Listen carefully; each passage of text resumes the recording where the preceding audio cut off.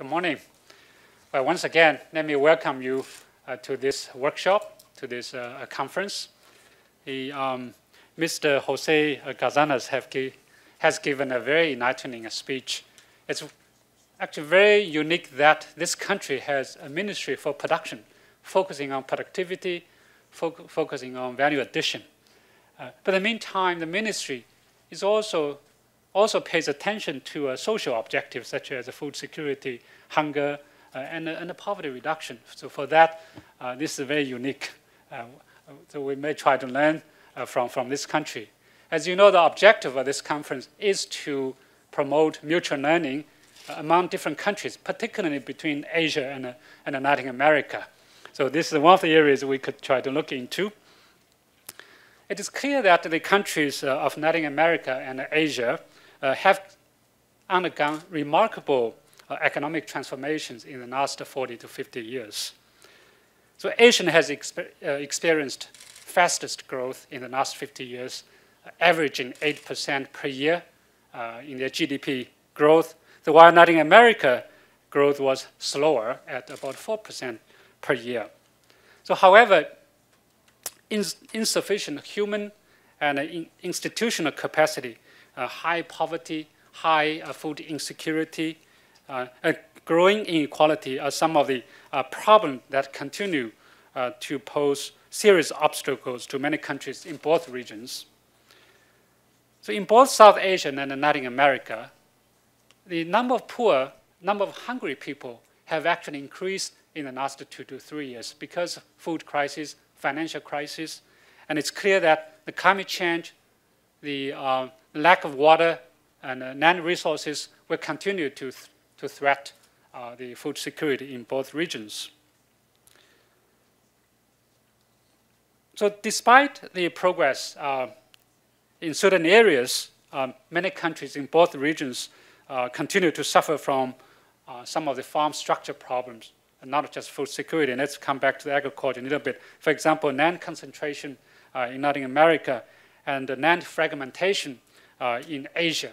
So you see the striking difference between these two regions in terms of land distribution. So Asian is smallholder, fragmented land distribution, while in this region, it's a high concentration of large commercial farms. On the other hand, you see some smallholders that have small piece of land are suffering from poverty, hunger, and malnutrition.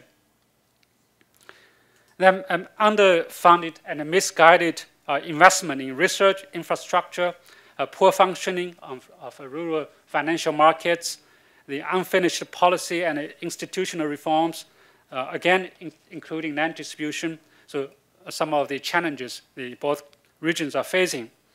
And further compounding the problems facing the region are a set of unique yet overlapping changes in the global and domestic environment that challenges the ability of agriculture to continue to grow and to reduce poverty. So these challenges include, but not limited to, increasing impact of climate change, the increasing and shifting demand for food as a result of demographic pressure and changing income levels. For example, rural-urban migration, the age structure change, new barriers to trade, especially for smallholders, and due to the globalization of food markets, changes in supply chains, especially the supermarket revolution, and the emergence of alternative energy resources like biofuels that compete for the use of already scarce resources like land and water. Given the challenges facing both Latin America and Asia, so the unique development pathways taken by both regions present an important, unique opportunity to learn about the role of different initial conditions and policies in influencing the country's development outcomes. More specifically, there is a tremendous opportunity for mutual learning and cooperation between the two regions. So not just mutual learning, but also the areas that both regions can work together, can cooperate through investment, through trade. We have seen the increased free trade agreements between the two regions Peru has signed numerous trade agreements with Asian countries, particularly China. Chile has also signed many free trade agreements with a number of Asian countries. And then the investment, how can we really improve the investment environment in both sides so the investment can really flow freely, that can benefit the both regions. So in order to compare the Latin America and Asia's development experience with a more structured manner, the workshop is organized around the following 5 overarching topics and subsequent sessions. First, the overall growth strategy. Second, the agricultural growth strategy. So let's narrow down to agriculture. And third is the macro policies.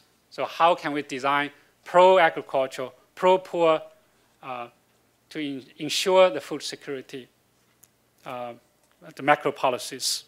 And trade and investment, as I mentioned, and the social protection. So both regions have launched different types of social protection. Asia is more universal food subsidies. This region is a more targeted approach. So how can we learn from each other? So these 5 topics provide a framework for discussion on the opportunities for Latin America and Asian countries, not only to learn from each other's past experience, but also support each other's development through future collaboration. So now, I'm always try to pose some questions before the actual debate.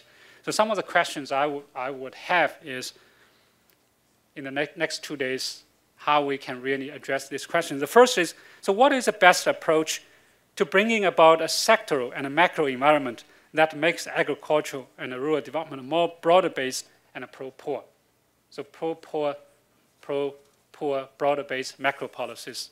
The second, how should policies best be designed to aid rural households and communities that lag behind because they do not have the assets to take advantage of opportunities that are offered through reforms?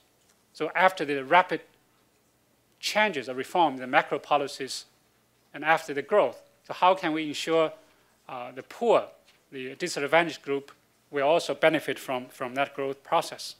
Third, how can the Asian and Latin America promote exchange of technologies, knowledge, and joint research projects? IFPRI is a research organization. I'm pretty sure there will be lots of research gaps identified through this workshop. So how can we develop such research and knowledge gaps so we can really address these gaps in the future? So finally, what are the opportunities that exist for increased trade and investment between Latin America and Asia? How can further commercial integration between the two regions be promoted? So I really look forward to a very exciting debate in the next 2 days. Thank you very much.